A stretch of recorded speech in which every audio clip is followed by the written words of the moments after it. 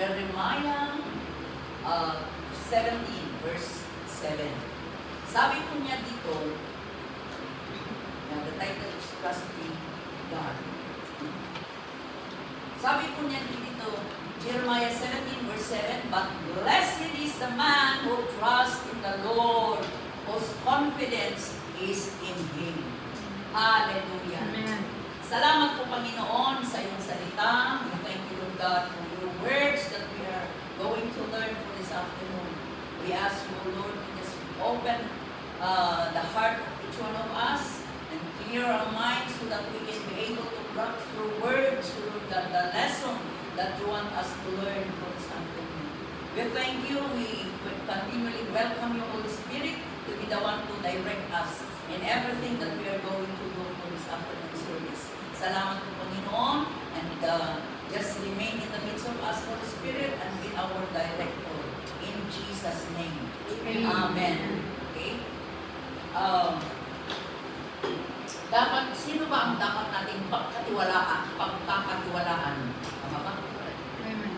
Who is the right one whom we can trust, especially in this time na talagang this time of trouble, no?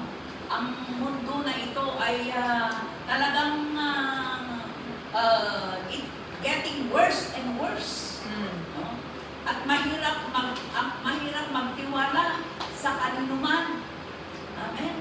Dahil parang ang lahat ng tao ay hindi mapagkatiwalaan sa gobyerno nga natin, no? Imbis na pagkatiwalaan natin dahil they are in government, they are supposed to be our protector, our confidence in times of nangangailangan tayo ng mga tao, no? Ay mahirap pagkatiwalaan, no? Ang asawa mo, pinagkakatiwalaan mo ba ng ubusan? Ang pamilya mo, no? I praise the Lord dahil we have Jesus, our best friend, our everything in this world, our protector. Ano ba ang kailangan natin? Kailangan natin ang protection. Nandyan si Jesus to protect us. Kailangan natin ang provision. Nandyan ang Panginoong Jesus to provide our needs. Kailangan natin ang comfort. Nandyan ang Panginoong Jesus to comfort us through His Word. Amen? May problema ka? Ano ba ang kasasaad mo ngayon? Ano ang sitwasyon mo ngayon? What is your situation even right now? There is Jesus whom we can trust upon. No? Ang lahat ng kailanganin natin ay nasa kay Panginoong Jesus. Amen? Kaya, He is the right one whom we can trust upon in every situation, in every circumstances. Siya lamang ang dapat nating pagkatiwalaan sa lahat ng bagay. Amen? Amen. Hallelujah. Oh, so these are, what are the reasons why we are what are the reasons why you should trust God? Okay? Ano ang mga rason? Bakit pagkatiwalaan natin ang Panginoong Jesus? No? Sa Isaiah chapter 43 verse 1. Sabi niya doon, this is what the Lord says. This is what the Lord says. He who created you. O, ang Panginoon ang nag-create sa atin. He is our creator. No? Sabi niya, this is what the Lord says. He who created you, O Jacob. Hello, Jacob. Amen. He who formed you, He is the one who formed us.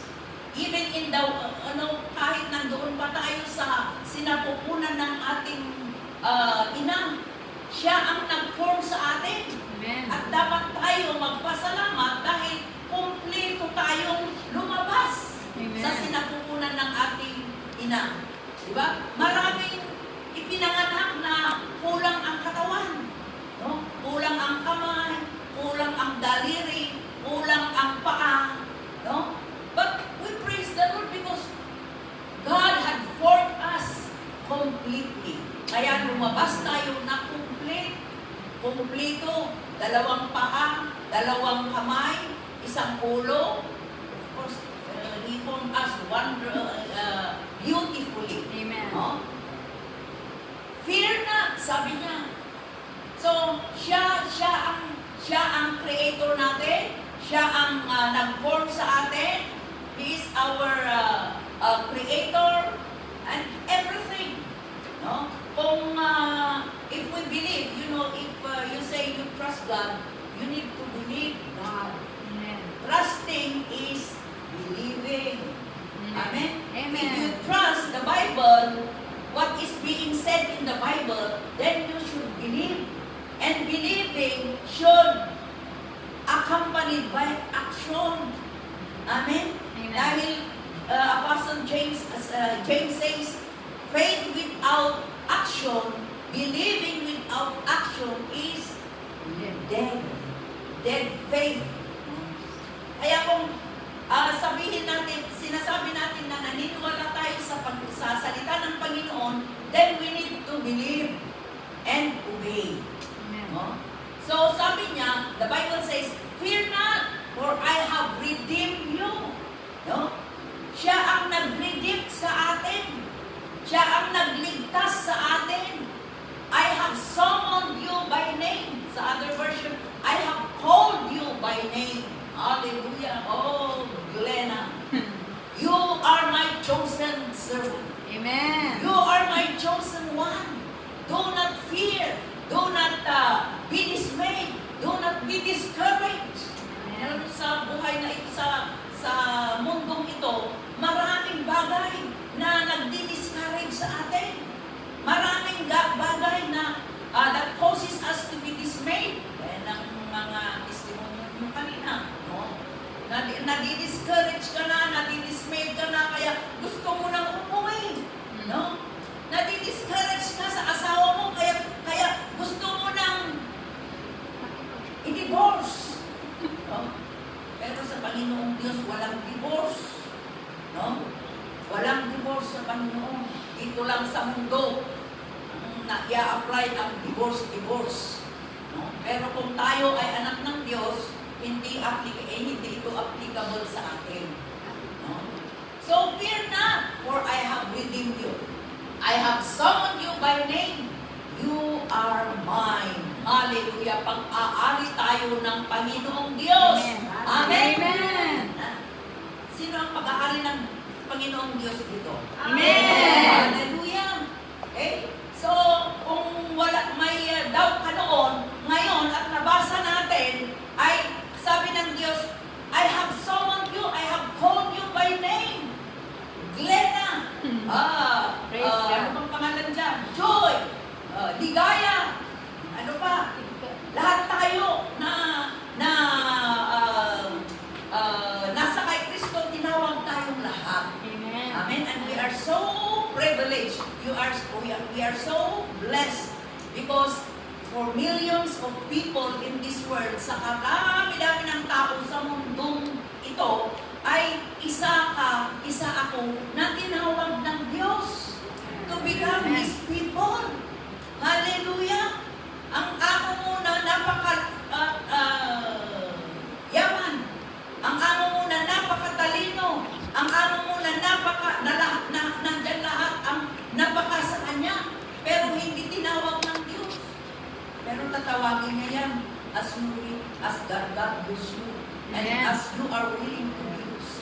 Amen. Because yun ang gusto ng Panginoon. Ang desire ng Panginoon is for everyone to be called by Him. No? For everyone, everyone not to perish. Everyone to be saved. Amen. No? Kaya He sent His only begotten Son, Jesus, to come and to save the people who are lost. No? All of us were lost, but praise God because Jesus came and saved us. Jesus came and redeemed us. Amen? Amen. And now, I am His and He is mine. There was a song that, I am His and He is mine. No? We are His and we are His and He is ours. No? And we are so much blessed dahil tinawag tayo ng Panginoong Diyos. No? So, number one, there are reasons na kung bakit tayo tinawag ng Panginoon. No? At tayo ay nagpapasalamat. Dapat magpasalamat tayo dahil tinawag tayo ng Panginoon. God had called us. And there are reasons why we should trust Him who had called us. No? These are the reasons why we should trust God. Because He is the one who had called us. He is the one who had redeemed us. He is the one who had formed us. No? And called us by our name. Kaya ang pangalan natin napakahalaga. Huwag nating palitan. Kung ano ang binigay niyang pangalan, ano man ang pangalan niya na pangalan natin na binigay, ako, ang pangalan ko, ayaw ko. Ay, gusto ko yung American name ba? Pero ito ang binigay ng Panginoon from my parents. No? Kaya huwag kong sasabihin, ay, gawin ka lang ang tinagan ko. Ibang pa si Tata Maria, Mary. So, our name is very precious. Kaya huwag tayong magpalit ng pangalan. Papalitan mo ng pangalan, pag mag-roll call ang Panginoon, ay yung pangalan mo na nandiyan na isulat, no? When He called you by your name, ay hindi niya makita dahil pinalitan mo. Kaya, ang pagpapalit ng pangalan ay isang kasalanan. Amen? Pupunta ka dito sa Hong Kong, maraming nagpalit ng pangalan. Kaya nandoon na sila sa bilangguan. Because change name is a sin. No? Kaya don't ever change your name. Dahil yan, ang pangalan yan, ang tinawag ng Panginoong Diyos. Hallelujah? Amen. Okay, number 2, reason why we should trust the Lord. No? In Exodus chapter 14, verse 14, sabi niya doon, the Lord will fight for you. Hallelujah! Okay, marami tayong kalaban sa mundong ito. Marami tayong kaaway sa mundong ito. Sino ba ang numero uno na kalaban natin? The devil. Ano pa ang kalaban natin? Itong katawan, this flesh. No? This flesh. Dahil maraming gusto na ayaw naman ng Panginoon. Because marami tayong self-will na ginagawa at hindi naman kagustuhan ng Panginoon. Kaya nilalabanan natin itong flesh na ito. Actually, nilalabanan natin ang flesh na ito every day of our life habang may hininga tayo, kalaban natin itong flesh. Amen? Kaya, mag-ingat tayo dahil because of our self-will, because of our self-centeredness, no? Maraming gusto ng ating flesh na ito na hindi naman na kaaya-aya sa kagustuhan ng Panginoon, no? So dito sabi ng salita ng Panginoon, the Lord will fight for you. Ano ang gagawin natin? You need only to be still. No? We need only to be still. So pag nandyan na, nakikita natin si Goliath na paparating na, huwag tayong magpanik. Huwag tayong mag-worry. Kung kilala natin that we have Jesus who had called us, who had redeemed us, who is our panangga, no? Our shield, our protector, no? So huwag tayong magpanik. Ang nakikita natin si Goliath na papalapit, no? Huwag tayong magpanik, no? Sabi niya, the Lord will fight for you. So, if our enemies will come near us, let us ask the Lord to fight for us. We do not have to be the one to fight because wala tayong kakayahan. Amen? Amen. We cannot overcome the devil. We cannot without the Lord. Dahil mahina tayo. Ang tao, mahina. But when the Lord is in that person, kung ang Panginoong Jesus ay nasa atin, ay hindi tayo malalabanan ng demonyo. No? We can be able to overcome the devil. No? Sabi niya, you need only to be still. How are we going to be still? Let us trust in the Lord. Let's just trust the Lord in His promises. Amen? Maraming promises ng Panginoon sa atin na nasa kasulat sa Biblia. No? We need to exercise. No? Sabi niya, trust in me, I will fight for you. Then, let God be the one to fight for us. Amen. No? Kung ang darating ang enemy natin, let the Lord fight for us. Do not fight for our own. Kasi wala tayong kakayahan. Sabi niya, you need only to be still. No? How to be still? We pray. No? Let us kneel down. Sabihin natin sa Panginoon, Lord, nandito naman, parating na naman si Goliath. No? Lord, I need your protection. I need you to fight for me kasi sinabi mo sa iyong salita, you have promised that you will always there, never leave me nor forsake me. You have promised that you will fight for me. Amen. Amen? Amen. Kaya, we only need to be still. The Bible says that.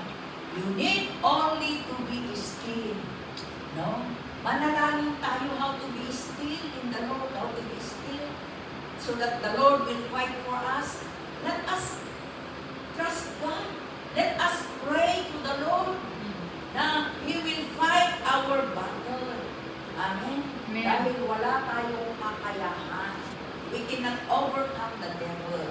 Kahit anong gawin natin, kahit ikaw na ang malakas, no? You cannot overcome the devil without the Lord Jesus Christ. Amen? Amen. Kaya, it's only the Lord Jesus Christ that can overcome our enemies. Through Him, we can be able to overcome our enemies. Hallelujah! So that is number 2 reason why we need to trust God. No? He is the one who will fight for us. No? Sa daming kalaban dito sa mundo ito. Ano ba ang mga kalaban natin? No? Kahit sa physical kalaban natin, marami. Spiritual kalaban, marami. Ano ang mga spiritual kalaban natin? Yung mga spirit na makademonyo. Spirit of pride. Kailangan kalabanin natin. No? Spirit of jealousy. Spirit of tudo. No? Always, si Kamamin, kayo kasi, ikaw kasi. Hindi ako ganito kung hindi ka intervene. Hindi ako ganito kung ganito ang ginawa mo noon. Maraming mga anak na dahil sa unsuccessful sa buhay, ay ano ba ang tinutulong? They are blaming their parents. They are blaming somebody kung bakit sila ganyan. No? Ang tao ganyan ang hilig to blame people. No? You are the reason why. Nag-asawa ako ng unbeliever. You are the reason why.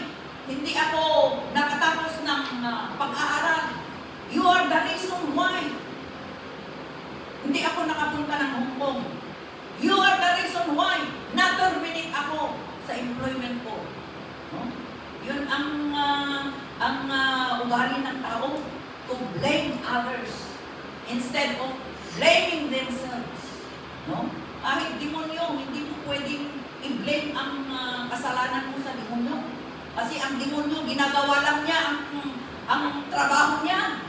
Diba? What is the work of the devil? John 10:10. To come, to steal, to kill, and to destroy.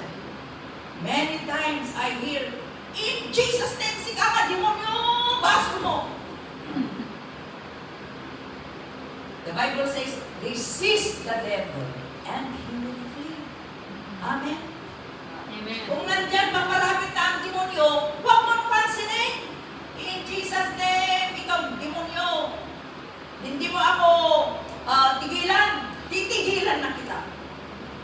Kung hindi aalis ang demonyo, ikaw na ang aalis. Amen? Amen. To solve the problem. So that's how we need to really keep trusting the Lord. Amen? Amen. Because He is the only solution of everything. No? So that is number 2. We need to trust in the Lord. Why? Because He is the one who will fight for us in Amen. all our enemies while we are still living in this world. No? Ano pa? Psalm 139 verse 17. Sabi niya dito, how precious to me are your thoughts, O God. How vast is the sum of them. Oh, how precious to me are your thoughts. God is very thoughtful of you. Amen. Amen. Kaya yun, bigyan natin ang halaga ng God is so concerned about us, about our need, ano man ang kalagayan natin. God knows it. He is always thinking on you. No? Ano ba ang kailangan ng anak ko ito? No? He is very thoughtful. No? How precious to me are your thoughts. So, bigyan natin ang halaga ng Panginoon sa ating buhay. Oh, how vast is the sum of them. No? Kaya kailangan pahalaga, bigyan natin ang halaga ang Panginoong Diyos. Amin, sa buhay natin, habang nandito tayo sa mundo ito, if we keep on believing on Him, no? Alam niya kung ano ang sitwasyon mo. Alam niya kung ano ang circumstansya natin. Alam niya ang problema natin kahit ngayon. Amen? Amen. We only have to trust in Him through His Word, through His promises. No? Because He thought of you. No? He is so concerned about you and me. No? Na pinili niya, na tao niya, na tinawag niya. No? Kaya, do not be worried about anything. Amen? Amen. Because nandyan ang Panginoon who is so concerned about anything that we need in this life. Ano man ang kailangan natin, ay ibibigay ng Panginoon. No? Ano man ang kalagayan natin, ay bigyan ng Panginoon ng solusyon. No? Kung sa Kanya tayo magpapasako at magtitiwala. Hallelujah. Ano pa? In Jeremiah 29, verse 11. This is number 4. Jeremiah 29, verse 11. Sabi niya dito, for I know the plans I have for you, declares the Lord. Plans to prosper you and not to harm you. Plans to give you hope and a future. So, diniklara ng Panginoon kung ano ang plano niya. So, number 4 is, He has planned for you. Kaya dapat natin pagkakatiwalaan ang Panginoon. We need to trust in God because He has a plan in our life. Amen? Amen. He has a plan and His plan is for our own good. He never planned for us to be unsuccessful, to be destroyed. No? He never planned for us to come to Hong Kong just to be terminated. No? Masayang lang ang ginastos natin. No? Kung ginusto niya pumunta tayo dito, then He will provide everything for us. He will do, He will protect us. is the one who protecting you in your employment place sa trabaho mo. No? He is the one who is protecting your employment para para renew ka ng renew. Para hindi ka katulad yung mga sabi nila short term work. O sabi nila, October yan. Palaging October na terminate. Hindi nakakatapos ng kontrata. No? Why you are here in Hong Kong for how many years? How many decades? No? Because the Lord is protecting your employment. Amen. Kaya recontract ka ng recontract hanggang sa mag-senior citizen ka. No? Mahirap na pag mag-senior citizen tayo. Marami nang umuwi dahil senior citizen sila. Dahil sa the agency, ayaw na nila ang senior citizen. Praise the Lord for those who are still senior, those who are senior citizen and they are still in their employment. Why? Because God had protecting them, protected their employment. Kaya hanggang ngayon, amo pa rin nila. Since they came here in Hong Kong, until this time na nag-senior na sila, nandoon pa rin sila sa amo. Why? Because of God's protection. Amen. Amen. That is the plan of God to come and work so that you can send your children to school. Yun naman ang dahilan kung bakit tayo nandito, no? Na nagsasakripisyo. Bakit ka nandito na nagsasakripisyo? Meron ka namang tinapos na kurso. Bakit hindi ka magtrabaho sa Pilipinas? Why? Because walang pera.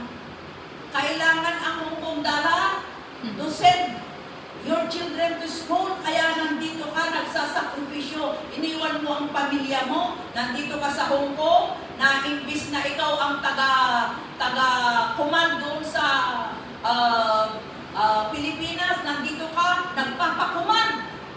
No? Nagsasakripisyo. Pinagsasabihan ng hindi maganda, cheesy, stupid, kung ano pa, masakit pakinggan, di ba? Lalong-lalo na kung ikaw ay teacher in the Philippines, ikaw ay professional, tapos palagi kang pinapagalitan ni amo sa Hong Kong, no? Para kang talagang katulong ang trato nila sa iyo. Di ba masakit? No?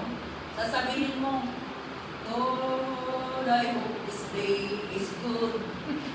Mamaya, pinagalitan ka na naman. Masakit. Pero nagsasakripisyo ka. Why? Because you want your children to go to school. Amen. Para makatapos ang mga anak mo sa school. Praise God. Maraming kapatiran natin na nakatapos na ang mga anak, kaya nagpugod na sila. Sila naman ang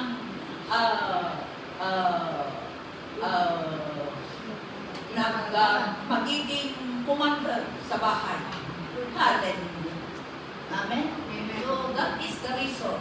So God never planned us to be unsuccessful kung yan, or to be unsuccessful fellow, no? Person. But He planned us, idiniklara niya, sabi niya, for I know the plans I have for you, declares the Lord. Sino ang nagdeklara? Ang Panginoong Diyos. No? Ano ang plano niya? Plans to prosper you. No? Hindi niya pinano na ikaw ay ano ang opposite ng prosper? Hindi prosper. Hindi prosperous. No? So this is how God planned for each one of us, to prosper us, not to harm us. No? Para hindi tayo ma-harm ng demonyo.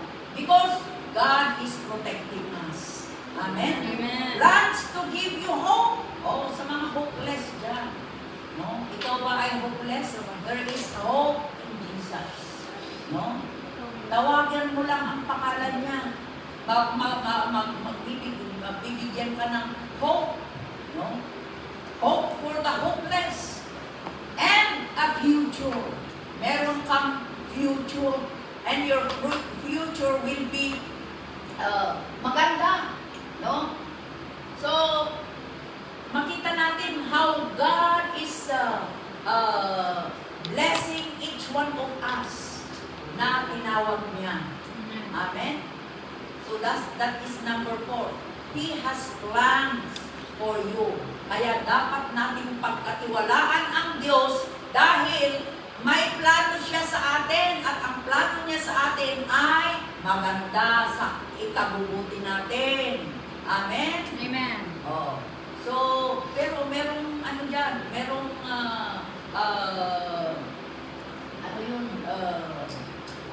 kapalit. No? Kung gusto natin na ang promise ng Panginoon ay matutupad sa atin, ay dapat natin gawin din yung kagustuhan niya. Amen? Amen. So, plans to prosper you and not to harm you, plans to give you hope and a future. There is good future for the people of God.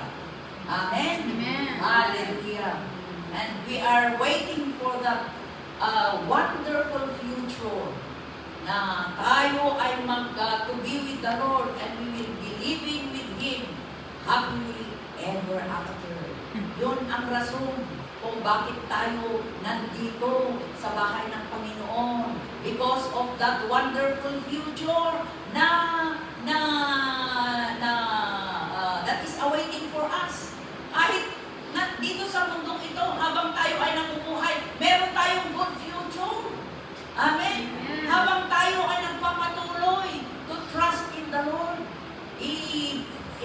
magtiwala tayo sa Panginoon, ipagkatiwalaan natin ang buhay natin at lahat na nasa atin, ipagkakatiwala natin sa Panginoon. Hallelujah. Because God is good. Amen. And good is God. Oh. Number 5. Number 5 na ba? Oh. Doon naman tayo sa Psalms chapter 62, verse 6 to 8. Psalms chapter 62, verse 6 to 8. Sabi niya dito, He alone is my rock and my salvation. He is my fortress. I will not be shaken. He alone. Sino ang sinutukoy niya dito? Ang Panginoong Diyos. Amen. Amen. Jesus is the only rock of our salvation. Siya ang bato na He's the living rock. No? Bato nga simigyag nga kunang Ilocano. Tutong pagsanggiran tayo, we are saved. Amen. Amen. No? He alone is my rock and my salvation. He is my fortress. I will not be shaken. If God indeed is our rock, He will become, gawin natin siya na rock sa ating buhay. Gawin natin siyang salvation natin, no? Our fortress.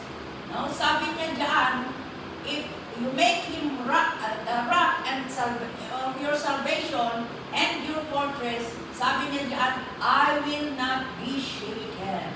Amen. Hallelujah. My salvation and my honor depend on God. He is my mighty rock, my refuge. See? Rock is being paulit-ulit. No? Jesus is our rock. Trust in Him at all times. So, hindi lang pag pupunta tayo sa church ay at pagkatiwalaan natin ang Panginoon. No? Or at all times, sabi niya, we need to believe in Him at all times, even in bad times or good times, in bad situation or good situation, bad circumstances or good circumstances, in all times. Sabi niya, ano ba ang all? Lahat ng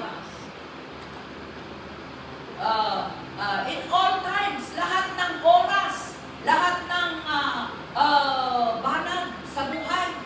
No?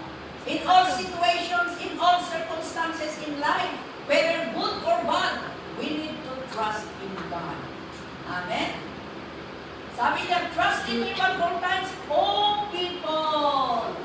Sino ang mga people ng Panginoon dito? Amen. Sabi ng salita ng Panginoon, trust in Him at all times. No? Pour out your hearts to Him. So, ang tao kung minsan, pag may talagang problema niya, saka tatawag sa Diyos, saka magtawag at manalangin at to cry, no? Mag-crying sa Tagalog. Umiyak, saka lang tayo iiyak sa Panginoon. Lord, alam mo naman ang gusto kong mangyari. No? Pag nasa ospital ka na, saka ka iiyak, Lord, give me a chance. If you give me a chance, I will live. Ma-overcome ko ang sakit na ito, ay talagang magsiseryoso ako sa paninilbi ko sa iyo. Magsiseryoso ako sa aking pananampalataya. No? Ganyan ang tao. No? Pag nasa 50-50 sitwasyon, naku, talagang iiyak yan sa Panginoon. No? Tatawag yan sa Diyos. I remember in 1991, 1992 noong the greatest shaking in the Philippines, na maraming namatay. No? Sabi nila, kasi nandito pa ako noon, dito sa Hong Kong, nangyari ang intensity yun na shaking sa Pilipinas. No? Ay maraming namatay. Kaya sabi nila, noong time na yon, ay palaging napuno ang simbahan. No?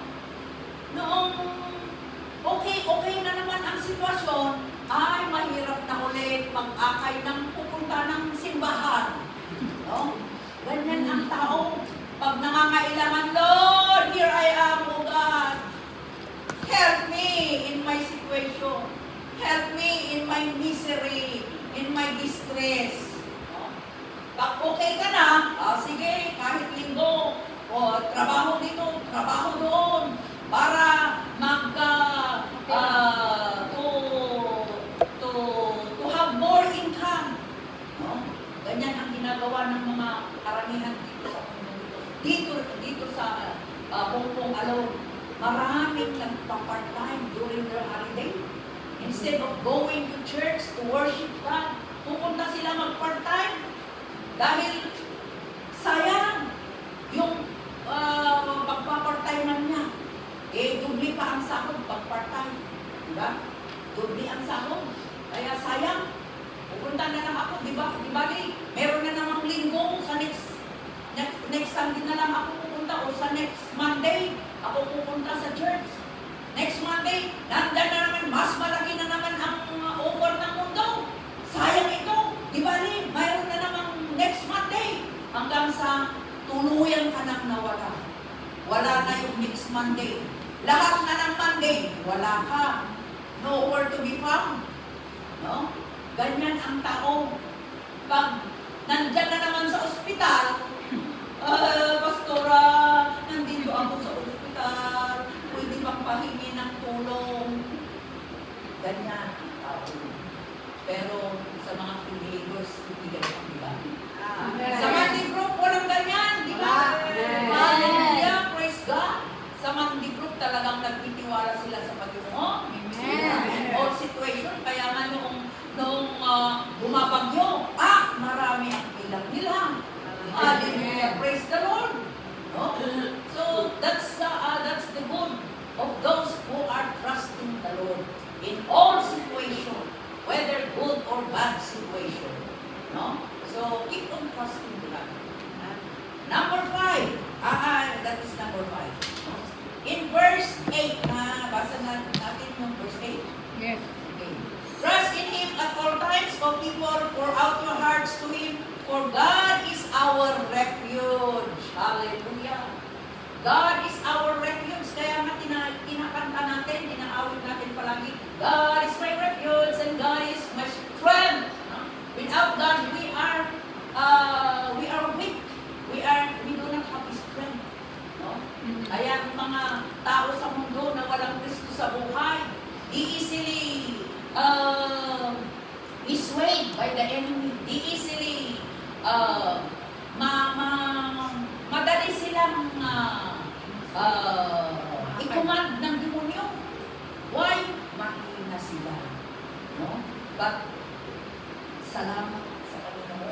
dahil tinanggap natin siya sa ating puso, sa ating buhay. And He became our refuge. Even in times of trials and testing, God is our refuge. Amen. Amen. Sa Kanya tayo magpapasakop dahil wala nang ibang pagsasakupan, best na pagpapasakupan kundi ang Panginoong Diyos. No? Kung na-terminate ka, sino ang una mong magpapasakupan? Ang pamilya mo na nasa Pilipinas? No? Ang pamilya mo na nandito sa Hong Kong? No? So, kaya nga, napaka-importante ang magkakaroon tayo ng spiritual family. Amen. Amen. Ang free believers, everywhere. Kaya kahit saan ka pupunta ka man sa Morocco, sa Africa, at sino mang, ano mang sulok ng mundo, merong free believers nagpagpapasakupan kung nangangailangan ka ng tulong. Amen. Amen. Pero ito, ang huwag mong gawin, huwag ka lang magpapatulong kung nangangailangan ka. No? Huwag tayong pupunta lang sa church kung tayo ay nangangailangan. No? Habang may buhay, let us seek God in our life. Amen. Amen. Kaya nga tayo rin na nakakakilala sa Panginoon, let us be willing to be used para malalaman din ng mga hindi pa nakakakilala sa Diyos. Number one, na magpag-witnessan natin ay ang sarili nating pamilya. No? Ang sarili nating pamilya na hindi pa nakakakilala sa Panginoong Diyos. We praise the Lord dahil nakakilala tayo, and if we are willing to be used, ma-accomplish yung promise ng Panginoon na believe in the Lord Jesus Christ and you will be saved. Not only you, including your family. Amen. As you are willing to be used as an instrument so that your family will come to know the Lord also. Para sila rin ay mag-save. Hallelujah. So, Jesus, God is our refuge. Let's continue to make Him as our refuge. Amen. Amen. Our salvation. Let us depend upon the Lord in all situations. No? So, that is number 5. Number 6. Matthew 28 verse 20. Sabi niya dito sa Matthew 28 verse 20, can you project 18, 19, 20? Yung verse before that. No. The Great Commission. Matthew 28.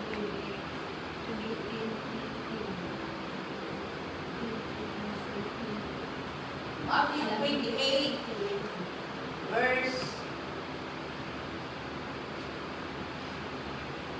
okay. And sabi niya sa verse 18.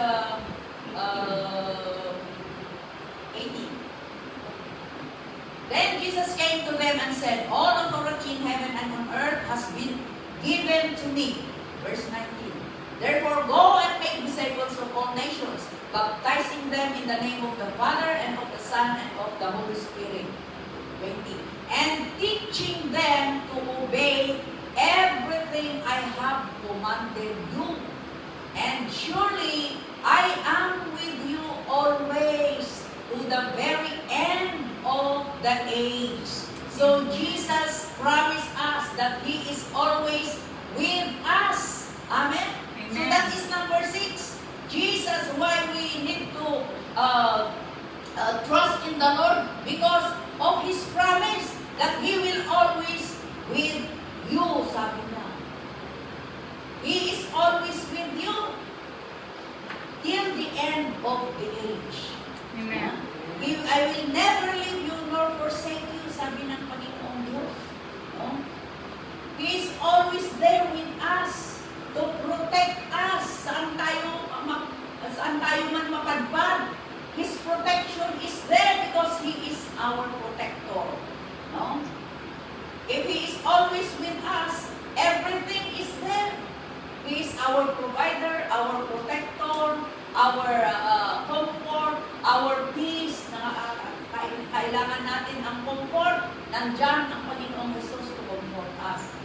kailangan natin ang strength, nandyan ang Panginoon to strengthen us. Why? Because He promised that He is always with you. Hallelujah. Amen. Until the very end of this age. Amen? Kaya, that is the reason why we need to continually trust in the Lord. Hindi lang ngayong buwan na ito dahil nangangailangan ka, hindi lang ngayon ng araw na ito, kundi continuous trust in the Lord. Let us continue to trust in God. Okay? Last verse natin. Let's open our Bibles in the book of Proverbs, chapter 3. Proverbs chapter 3, verse 5 and 6. Okay, verse 5, sabi niya dito, trust in the Lord with all your heart. So this is how we trust in God. No? With all our heart. Hindi lang yung bunganga natin na nagsasabing, I trust you, Lord. I give you everything. I give you anything. No? Hindi lang yung bunganga natin ang magsasabi na we are trusting God. No? Sabi niya, trust in the Lord with all your heart. Yung heartfully, no? Na magtiwala sa Panginoon. And lean not on your own understanding. Huwag tayong mag-rely sa ating kakayahan, sa ating understanding, pagkaunawa, sarili nating pagkaunawa. Only let us trust in the promises of the Lord. Let us trust in the Word of God. Ang Biblia punong-puno ng salita ng Panginoon na we need to believe upon it, on it. Ang Biblia sa punong-puno ng promises of God na kung tayo ay if we believe the promises of God with action, of course, sabi nga niya, we need to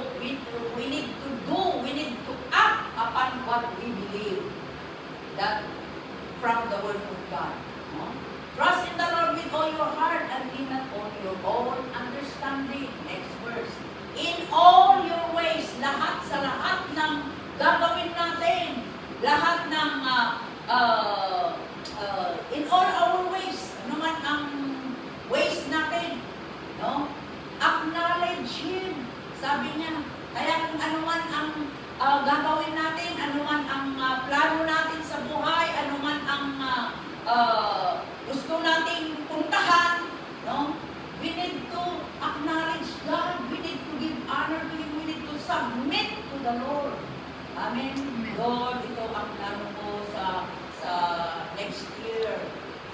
Alam mo naman, Panginoon, kung mag-iilan na ako, ito ang plano ko. Ibigay ko siya yung Panginoon.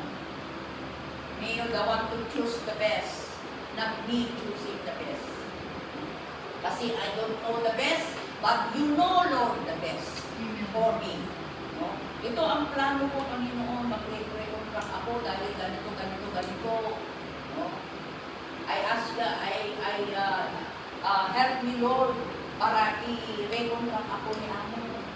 No? Lahat, in all our ways, let us acknowledge the Lord. No? And He will make your path straight. Okay? So, yung sabi niya kanina, yung trust in the Lord with all your heart and lean not on your own understanding. In all your ways, acknowledge Him. Ang resulta, sabi niya, and He will make your path straight. Para straight ang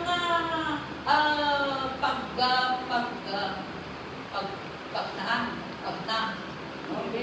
So that we will go straight, we will walk straight. Huwag nang mag-stop over. No? Pag nag-i-stop over ka kung saan-saan ka pa pumunta, gaya ng every Monday, instead of going straight in the church para mag-practice, para mag-attend ng jail ministry, para mag-aral ng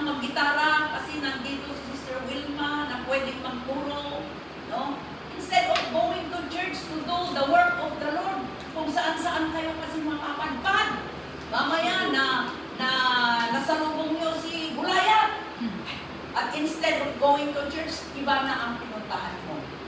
No? So, and in all our ways, no, let us acknowledge the Lord before we leave our places of employment. Kausapin natin ang Panginoon. Sabihin natin, Lord, this is my holiday. I want my holiday to be fully blessed. So, lead me, Lord. Oh, make my path straight to the church so that no more stopover. At baka masalubong ko ulit si Gulayan kung saan naman kami pupunta. No? Gaya nung last Monday. Salamat at nandito ka na. Praise the Lord. Hallelujah. No? So, in all our ways, we need to acknowledge God. No? And let's keep on trusting Him. No? Acknowledge Him. And the result, God will make our path straight. Amen. Hallelujah. So, these are the reasons why we need to trust in God. That's why we need to trust in the Lord in every day of our life.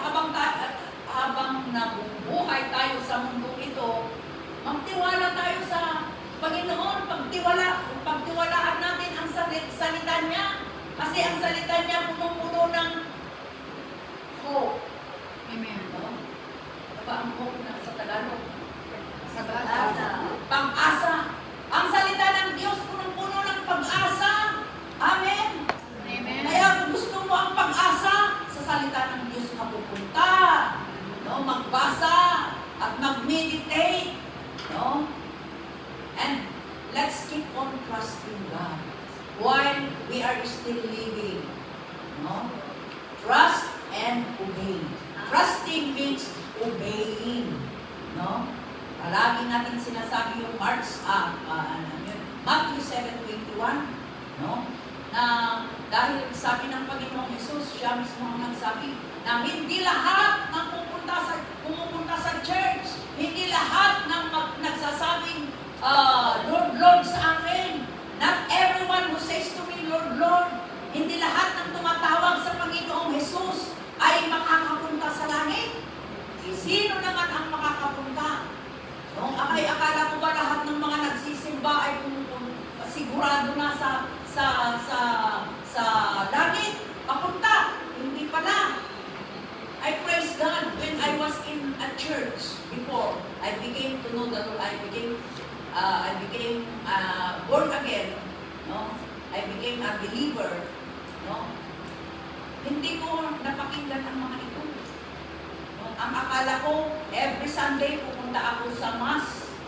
No? Makiawit ako. Kung minsan, isang oras na nga ang Mass, hindi pa diretso ang pagpupo ko doon sa upuan. No? At hindi ko napapakinggan ang mga ito. Hindi ko alam kung may sinabi ng yung pare at hindi ko talaga napakinggan. Pero in fairness, hindi ko napakinggan ito kung Matthew 7:21. No? I only know this verse when I came to be born again. When I came to know the Lord Jesus in my life. At sabi nga, si Jesus mismo ang nagsasabi, not everyone who says to me, Lord, Lord, will enter the kingdom of heaven. Who are those who will enter the kingdom of heaven? Only he who does the will. So, napaka-importante po ang knowing the will. Amen? And doing the will. Hindi lang knowing, but doing also. Dahil hindi niya sinabi na only he who knows the will.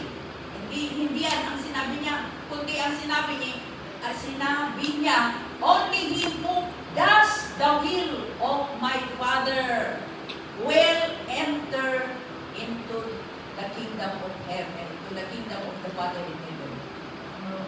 But only he who does the will of the Father who is in heaven. No? So, wag nating kalimutan ito. Amen? Matthew 7:21 will always be reminded, no? To us, palagi natin na papakinggan, pero mahirap gawin. Amen? Amen. Pero pag titiwala tayo sa Panginoong Hesus, siya ang tutulong sa atin para magawa natin ang kagustuhan ng Panginoon so that we can be able to enter heaven. Amen? So that we can be able to enter heaven. No? Ang goal ng bawat isa sa atin, siguro lahat tayo, ang goal natin ay pupunta ng heaven. No? Heaven is real. Hell is real. No? There was a parable of Jesus Christ, the parable of the rich man and Lazarus. Alam natin kung saan pumunta itong rich man na ignoring God when he was still here living in this world. Saan napunta dahil hindi niya inaccept ang Panginoong Hesus sa buhay niya, hindi niya ginawa ang kagustuhan ng Panginoon sa buhay niya, he did not do the will of the Father who is in heaven. Saan siya pumunta? Sa hell. No?